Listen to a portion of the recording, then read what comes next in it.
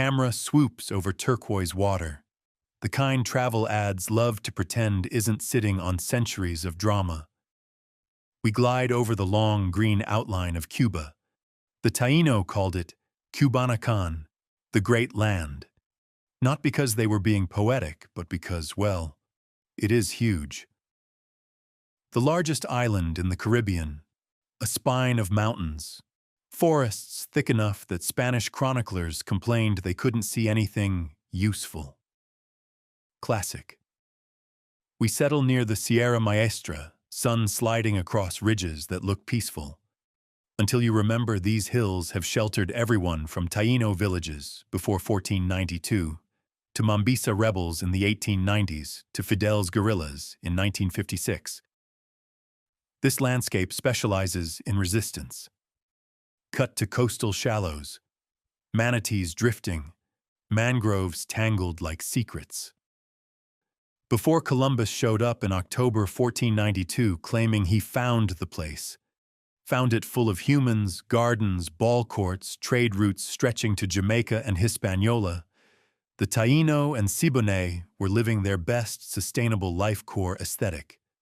Agriculture, cassava, fishing nets, hammocks. Yes, the item Europeans would later take credit for. Europeans wrote about discovery. Archaeology says 1,500 years of indigenous civilization already in progress. We pass Baracoa, where Governor Diego Velázquez sent back glowing reports to Spain in 1511, conveniently leaving out the forced labor, burning villages, and kidnapping. Empire PR always left out the messy parts. The camera rises toward a ridge. Quiet. Wind in the palms. The narrator lowers their voice. This island is stunning. But beauty doesn't cancel history. And these mountains? They've seen everything, especially the fight back. Fade to title.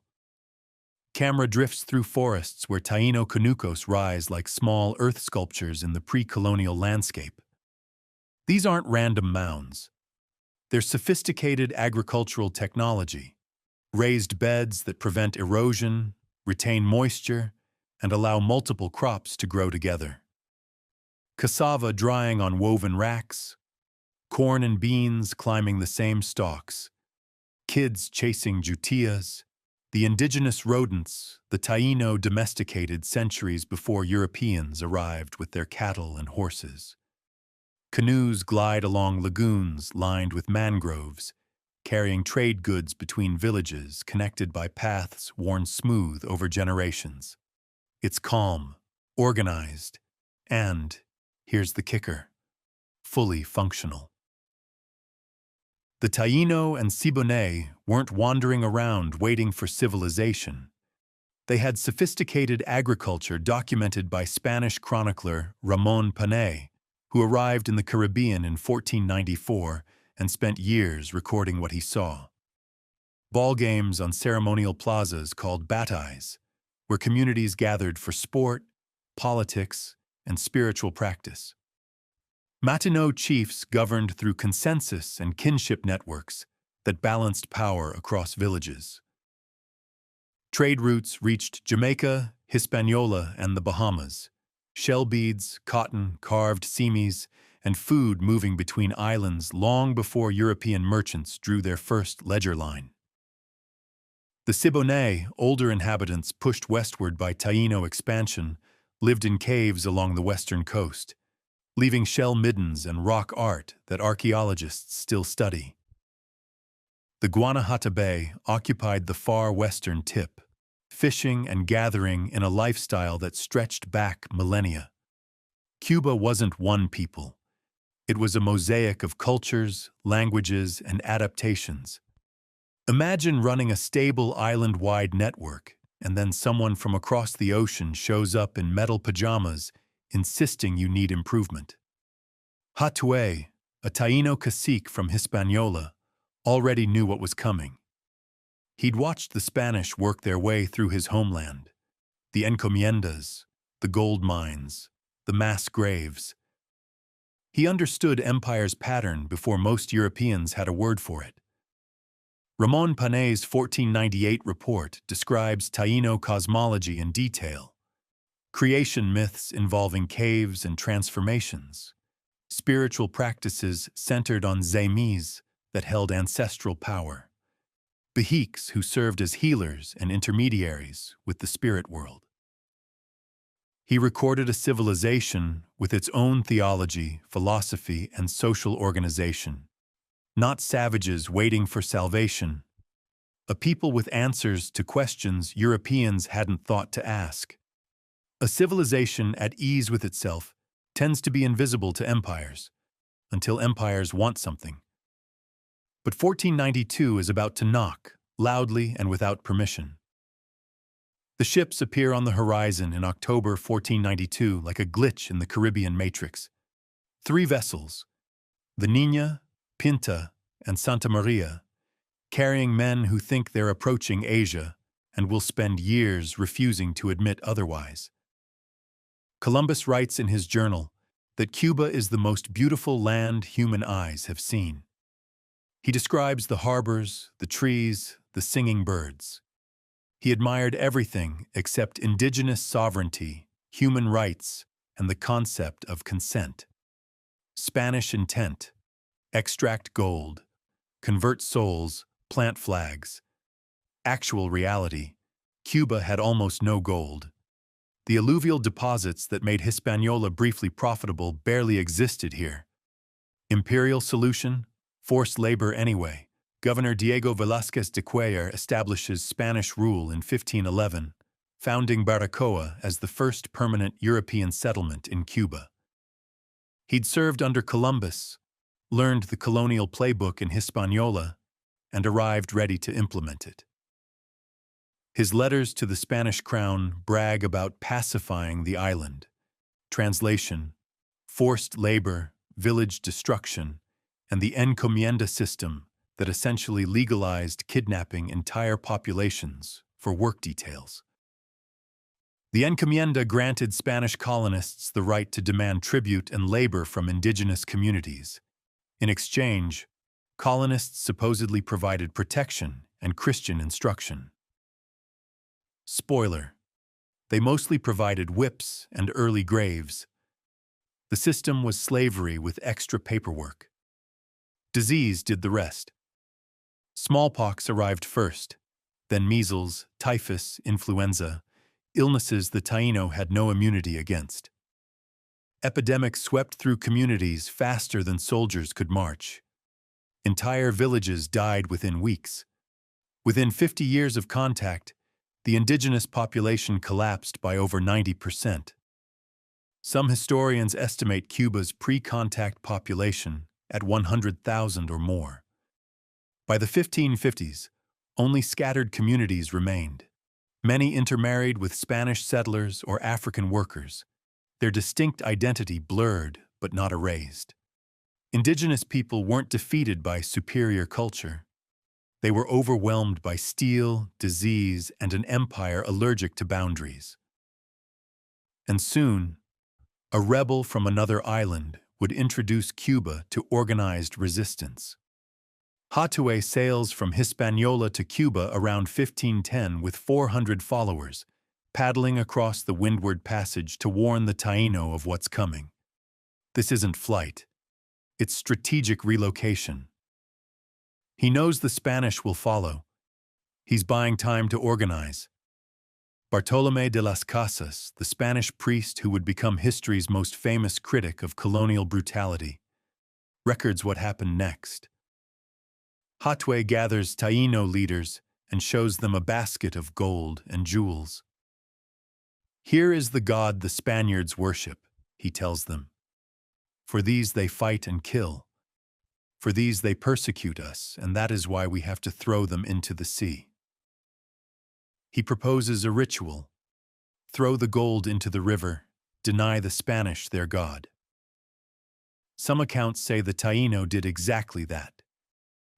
Haiti organizes guerrilla resistance in the mountains and forests of eastern Cuba. Spanish troops spend months tracking him through terrain that seems designed to swallow armies, humidity that rots leather, Mosquitoes carrying diseases Europeans have no names for. Rivers that appear and disappear with the rains. Paths that lead in circles. The mountains laugh at European military tactics. They finally capture him in early 1512 near what is now Yara, a place that will echo through Cuban history again and again. Before burning him alive at the stake, a Franciscan friar offers baptism. "Accept Christ," the friar says, "and save your soul. Go to heaven." Hatue asks, "Do Spaniards go to heaven?" The friar, probably expecting gratitude, says, "Yes, of course. Spaniards go to heaven." "Then I do not want to go there," Hatue replies. And that, friends, is history's first recorded Caribbean, "Nah, I'm good." Las Casas records this exchange in his Historia de las Indias, completed in 1561 but not published until centuries later. He intended it as criticism of Spanish methods, evidence for his argument that colonial cruelty was un-Christian. It became something else entirely, the founding moment of Cuban resistance. Fight, flee, regroup, resist again. Hatue becomes Cuba's first independence martyr. His image appears on Cuban beer labels, currency, and monuments. His refusal echoes across 5 centuries. The fire couldn't burn the idea. The Spanish think the worst is over. They're wrong. The labor shortage is about to reshape the entire Atlantic world. Spain realizes Cuba's gold is a scam. The mines produce nothing like Hispaniola's early yields, so they pivot to sugar, the 16th century equivalent of tech stocks, lucrative, addictive, dependent on massive labor extraction. Indigenous populations collapse from disease and overwork. Imperial logic says, we still want wealth, get new workers. Cue the transatlantic slave trade, because empire refuses to take unsustainable for an answer. Stand by a reconstructed sugar mill in Matanzas or Trinidad, gears creaking, bagasse dust floating in humid air, the sweet rot smell of cane processing filling your lungs, smoke rising from the furnaces that boil cane juice into crystals. This is the sound of the plantation machine coming to life. Spain begins importing enslaved Africans as early as 1513, formalizing the process through asientos, royal contracts granting monopoly rights to slave traders. Portuguese merchants dominate the early trade, shipping captives from Senegambia, the Congo, and Angola. By the 1600s, Cuba becomes a significant hub in the Atlantic system, though still smaller than Jamaica or Saint-Domingue. The island's economy runs on tobacco, cattle, and small-scale sugar, waiting for the explosion that will come later. Daily life on Cuban sugar plantations follows the brutal logic of extraction. 18-hour workdays during Zafra, the harvest season that stretches from January to May. Iron collars for those who run. Chains for those who resist. Overseers' whips recorded in plantation ledgers with the casualness of inventory counts. Administered 20 lashes for insolence. Cane fields hot enough to boil a European in their wool coats. The mills themselves were death traps. Fingers caught in rollers, scalding liquid, exhaustion-induced accidents. Plantation wealth was basically extract maximum labor, invest minimum humanity. A 1590 Havana Cabildo petition complains that enslaved Africans run away to the hills again. The language is frustrated, bureaucratic, annoyed at the inconvenience. What it reveals is resistance from day one. Tool sabotage, dulled machetes, broken carts, feigned illness that plantation doctors couldn't disprove. Work slowdowns coordinated across barracks, poisoned wells and burning cane fields, and flight, always flight, toward the mountains that promised freedom. Enslaved Cubans weren't waiting to be freed. They were political actors from the moment they stepped off the ships. And soon, resistance would find a permanent home in the mountains. African fugitives established palanques, fortified mountain communities beyond colonial reach.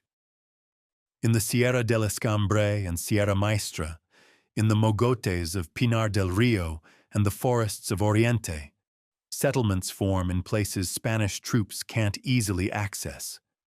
These aren't just hiding places, they're sovereign territories. A Cimarron leader named Miguel organizes raids against Spanish settlements throughout the 1550s. His forces strike plantations, free the enslaved, and disappear into terrain that swallows pursuit. Spanish records document his execution in 1553, which tells us he was successful enough to require an official response. The archives remember what threatened them. Spanish troops keep writing in reports that they could not locate the rebels. Translation: the mountains laughed at them. Expeditions returned empty-handed. Soldiers sick with tropical diseases. Morale shattered by an enemy who refused to stand and fight like Europeans expected. A 1570 Spanish report describes palanques with farms, drums, and fortified walls. Lookouts positioned on high ground. Traps along the trails. Communities that grew crops, raised families, practiced religions that blended Yoruba Orishas with Congo and Kisi with Catholic saints. Syncretism as survival strategy. They held councils, elected leaders, organized defense. They weren't refugees waiting for rescue. They were builders creating freedom in the wilderness. The palanque system echoed African political organization, age-grade societies, spiritual leadership, military structures honed across the Middle Passage. What Spain saw as disorder was actually reconstruction. People rebuilding nations from memory and necessity, adapting West African governance to Caribbean geography. Freedom wasn't granted, it was carved out of the wilderness. Meanwhile, sugar is about to go industrial, and Cuba will transform into the world's largest producer. Britain invades Havana in June 1762 during the 7 Years' War. Admiral George Pocock commands the naval assault, over 200 ships carrying 14,000 troops. The Earl of Albemarle leads ground forces in a siege that lasts 2 months. Morro Castle, the fortress guarding the harbor, holds out until August before falling. Spain is stunned. Havana, the crown jewel of Caribbean defense, the key to the treasure fleets, surrenders. The British occupation lasts only 11 months.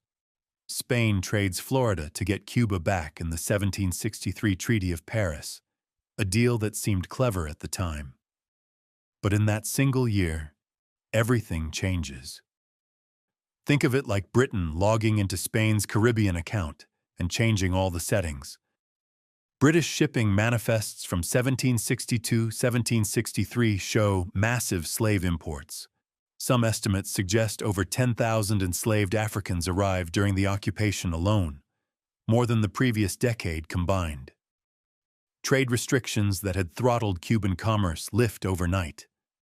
Merchants from Jamaica, New York, and London flood in. Sugar exports multiply.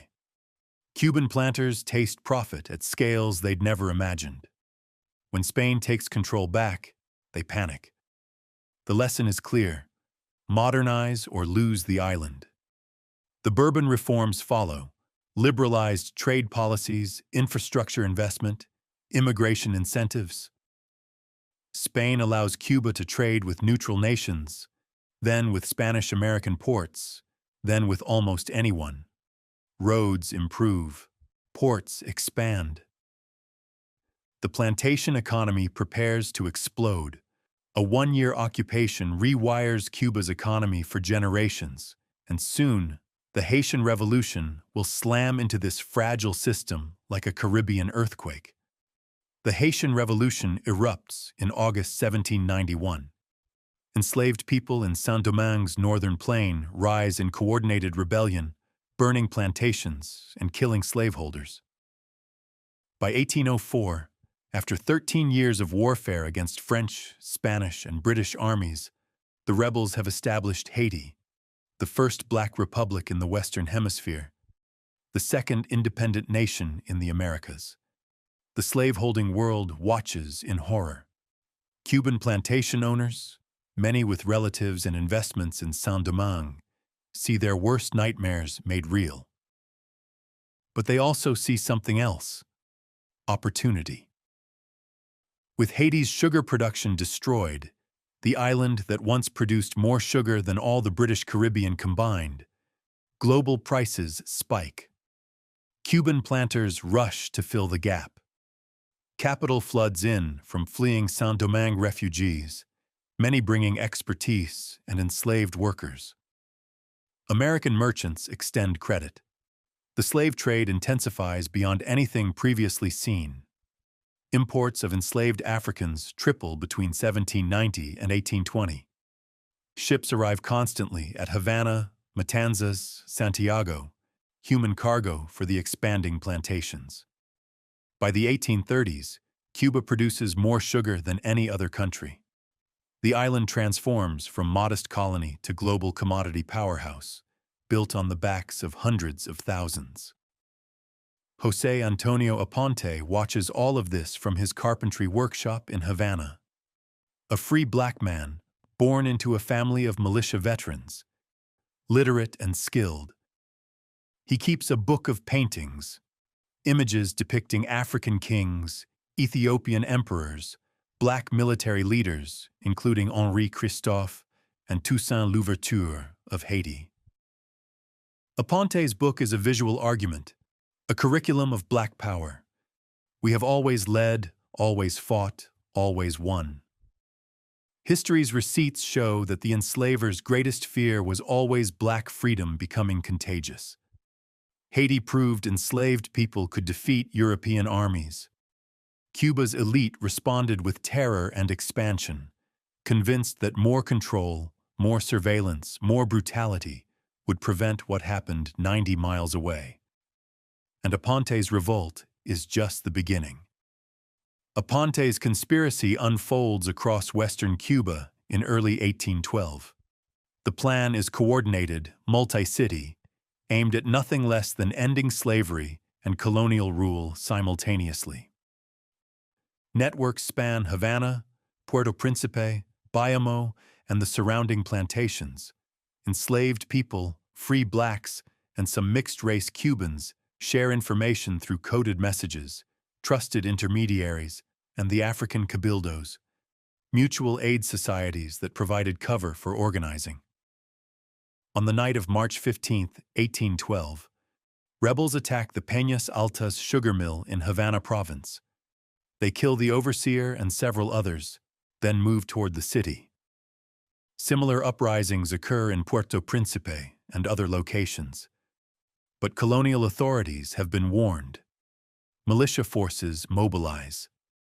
Within days, the rebellion is crushed. Aponte's trial records, preserved in Spanish archives, reveal the scope of his vision.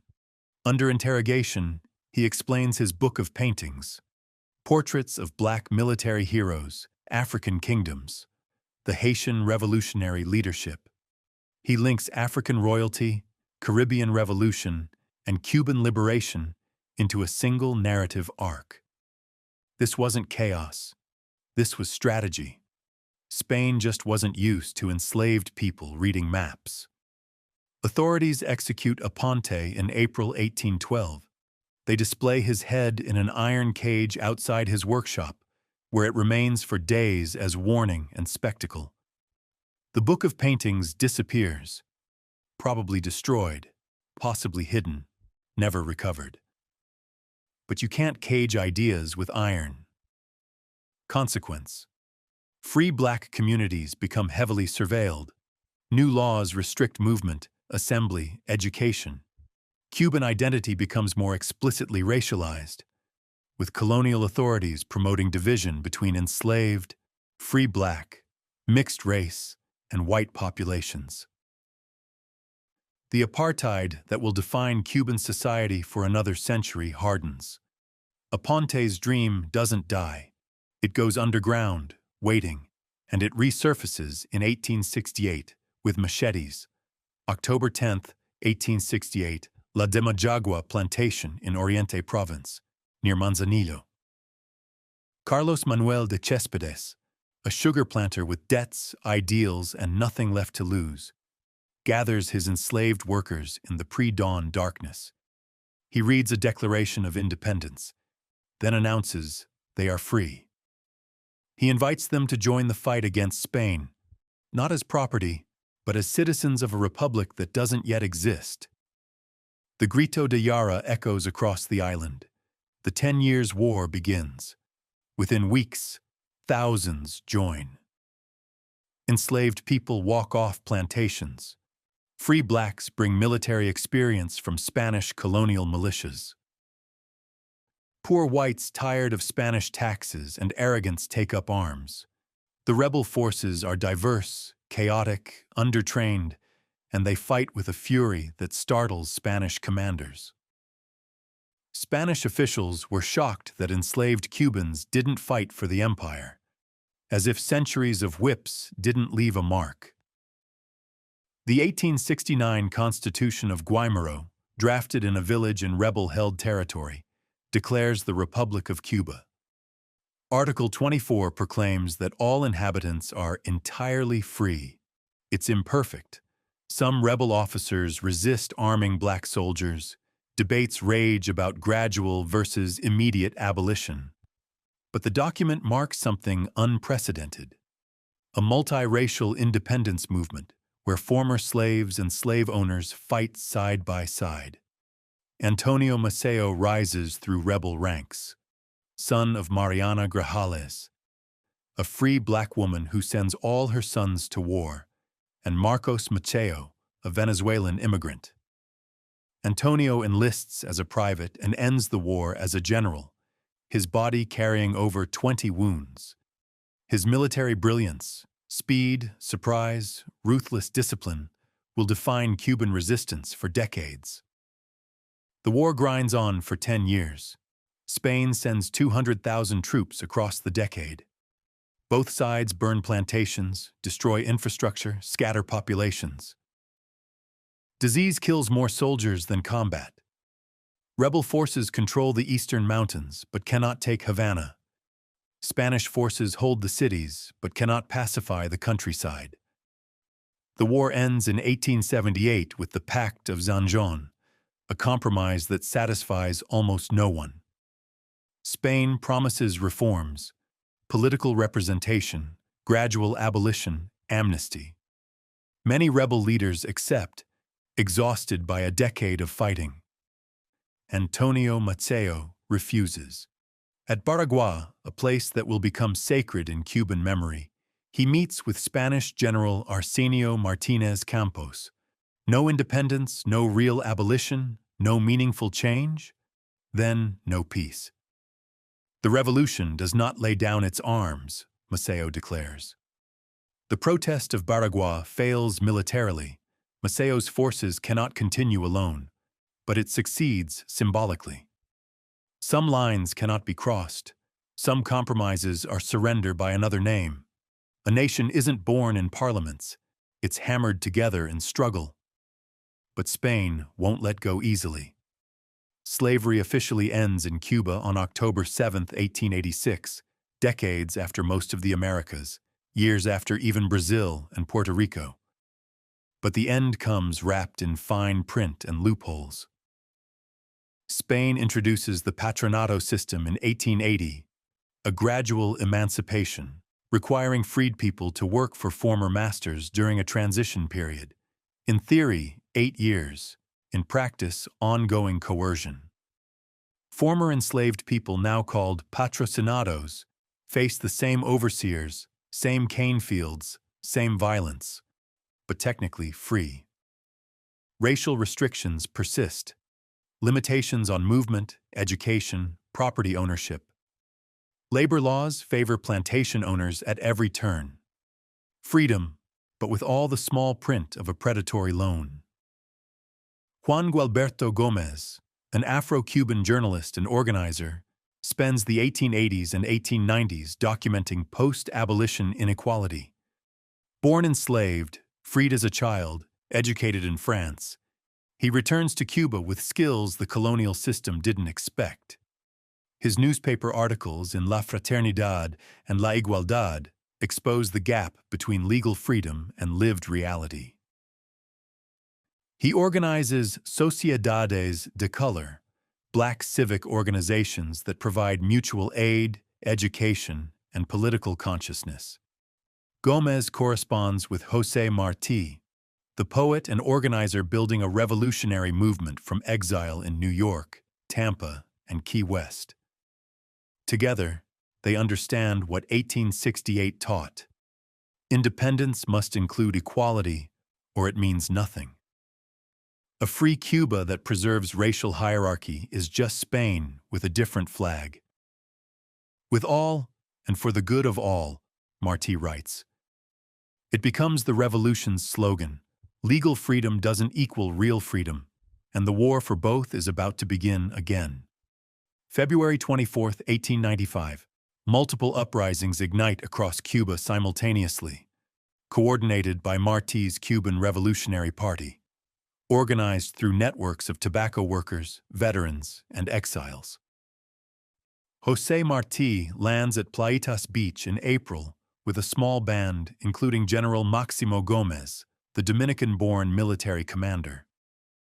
Martí, 52 years old, has spent 3 decades preparing for this moment. 6 weeks later, he dies at Dos Rios, charging Spanish lines in his first real battle. A poet's death, perhaps inevitable, Martí always said he'd fight alongside the soldiers he sent to war. His body becomes a relic, his words a Bible for the movement he leaves behind. But Martí's organizational genius outlives him. The revolution doesn't depend on one man. Antonio Maceo, now in his 50s with gray in his beard and 26 wounds on his body, takes command of the Western campaign. General Máximo Gómez leads overall strategy. Juan Gualberto Gomez coordinates civilian support. Maceo's invasion of the West begins in October 1895, a campaign so audacious Spanish generals write dispatches complaining they cannot predict his next move. Join the club. Starting from Oriente Province, Maceo's forces march the entire length of the island, fighting over 20 engagements, covering nearly 1,000 miles in 90 days. By January 1896, they reach Pinar del Rio at Cuba's western tip. It's a military miracle and a propaganda triumph. The rebels can strike anywhere. Spain responds with reconcentration. Captain General Valeriano Weyler orders rural populations into fortified towns, creating free fire zones in the countryside. Anyone outside the camps is assumed rebel and treated accordingly. Hundreds of thousands of Cubans, estimates range from 200,000 to 400,000, are forced into what amount to concentration camps. The camps lack adequate food, water, sanitation. Disease runs through crowded populations, starvation spreads. Mortality estimates suggest 100,000 or more civilians die. Some historians argue higher. Weyler earns the nickname the Butcher in American newspapers, which publish illustrations of suffering that will help build pressure for U.S. intervention. Antonio Maceo dies in December 1896, killed in a skirmish near Havana. He's buried in secret to prevent desecration. His body moved repeatedly before finally resting in Santiago. Cuban forces lose their greatest military mind, but fight on. Cuba is fighting for its life, and winning slowly, at terrible cost. Then the United States shows up with suspicious timing. The USS Maine explodes in Havana Harbor on February 15, 1898. 266 American sailors die. American newspapers, particularly William Randolph Hearst's New York Journal and Joseph Pulitzer's New York World, blame Spain without evidence. "Remember the Maine? To hell with Spain!" becomes a war cry. Modern analysis suggests an internal coal fire, not Spanish sabotage, but in 1898 truth loses to headlines. Congress declares war in April. By August, Spanish forces surrender. The Spanish-American War lasts 4 months. It's the geopolitical equivalent of someone helping you move, then keeping the keys.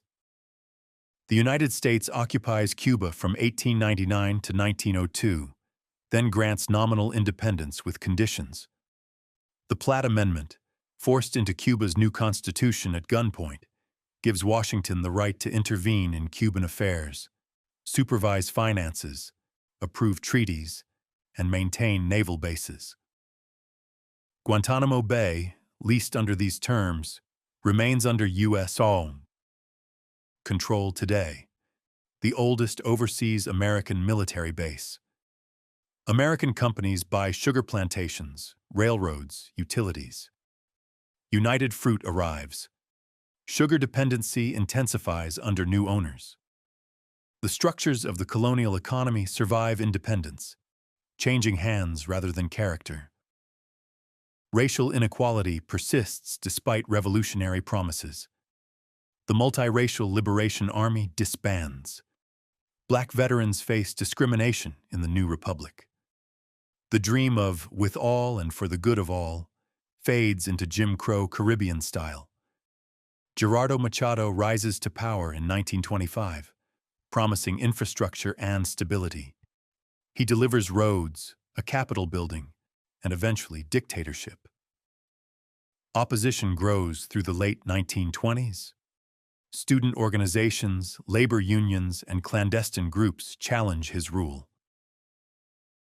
The 1933 revolution forces his exile, a coalition of students, soldiers, and workers that briefly suggests a different path. Fulgencio Batista, an army sergeant who helps lead the 1933 coup, becomes the island's strongman. He rules directly or through puppet presidents until 1944, returns to seize power again in 1952.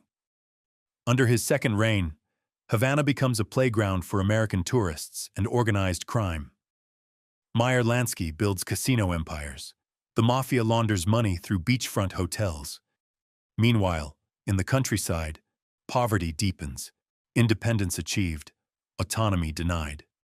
Enter, 1959, Fidel Castro, a lawyer's son from Oriente Province, launches a quixotic assault on the Moncada barracks in Santiago on July 26, 1953. The attack fails spectacularly. Castro is captured, tried, and imprisoned. At his trial, he delivers a 4-hour speech ending with the words, "History will absolve me." Released in 1955, he regroups in Mexico. There he meets Ernesto Che Guevara, an Argentine doctor radicalized by witnessing CIA intervention in Guatemala. They train a small force and sail for Cuba on the yacht Granma in late 1956. The landing goes badly. Government forces kill most of them. Fewer than 20 survivors reach the Sierra Maestra. The mountains shelter them, as they've sheltered rebels for 5 centuries. Over 2 years, the July 26th movement grows. Peasants join, providing food and intelligence. Urban cells coordinate sabotage in the cities. The regime's brutality, torture, disappearances, public executions, drives recruitment. By late 1958, rebel columns march westward as Batista's army melts away. On January 1, 1959, Batista flees to the Dominican Republic. The guerrillas who hid in the Sierra Maestra, the same mountains that sheltered Taíno villages, Maroon Palenques, and Mambisa rebels, march into Havana. Whatever one thinks of the revolution, its roots stretch back to indigenous resistance, Maroon autonomy, Aponte's dream, and Maceo's march. Land reform begins within months. breaking up the great estates. American companies lose holdings worth hundreds of millions. Sugar plantations become state farms, then cooperatives. The old planter class flees to Miami, taking capital and grievances. Literacy campaigns launch in 1961. Young volunteers, many still teenagers, fan out across the countryside, teaching campesinos to read using primers that double as political education. Their diaries, preserved in archives, record nights in bohíos, teaching by kerosene lamp, the pride of writing one's name for the first time. Illiteracy drops from 23% to under 4% within a year. Vilma Espín, a chemical engineer educated at MIT who joined Castro's movement in the Sierra Maestra, leads the Federation of Cuban Women. She pushes for childcare, reproductive rights, and women's integration into the workforce. Revolutionary women demand that liberation include them. Legal equality advances. Social attitudes change more slowly. Racial segregation ends by law. Beaches, schools, and workplaces integrate. But informal racism persists. In hiring, in housing, in the revolution's own leadership, which remains predominantly white despite a black and mixed-race majority. The problem is declared solved, making it harder to address. The revolution also brings authoritarianism. Opposition newspapers close. Political parties merge into one. Dissenters face prison, exile, or worse. Committees for the defense of the revolution monitor neighborhoods. The promise of democracy deferred becomes democracy denied. The United States imposes an embargo in 1962 that continues for over 60 years.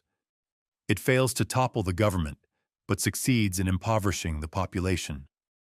Shortages become permanent. The embargo provides both real hardship and convenient excuse. Cuba's story is not simple. It's layered like the mountains that shaped it. History isn't finished. It's lived every day. Camera returns to the Sierra Maestra at dusk. Purple light slides across ridges. A drumbeat echoes faintly. Taíno maraca rhythm blending into Congo patterns. Then Mambisa march cadence. Then rumba clave. One continuous line of sound connecting everything. Below, cane fields stretch toward the coast. Some are state farms, some cooperatives, some private plots reclaimed in recent reforms. The sugar industry that defined the island has shrunk. Tourism and remittances now matter more. But the land remembers what grew there and who worked it. In Baracoa, where Velázquez built his first church on Taíno foundations, fishing boats launch at dawn as they have for centuries. In Havana, the Malecón holds generations along its seawall. Lovers, refugees, revolutionaries, tourists, old men fishing, teenagers dreaming of elsewhere. In Santiago, carnival drums carry rhythms that survived the Middle Passage and 500 years of empire. Hatuey refused heaven if Spaniards were there. Aponte drew pictures of black kings. Maceo protested at Baragua. Espín organized in the mountains. Each refusal built on the last. Each resistance informed the next. The camera lingers on smoke rising from a distant valley. Could be cooking fires, could be cane burning, could be something starting. From Cubanacan to Cuba Libre, this island's greatest tradition isn't sugar or slogans. It's resistance, and it never stopped.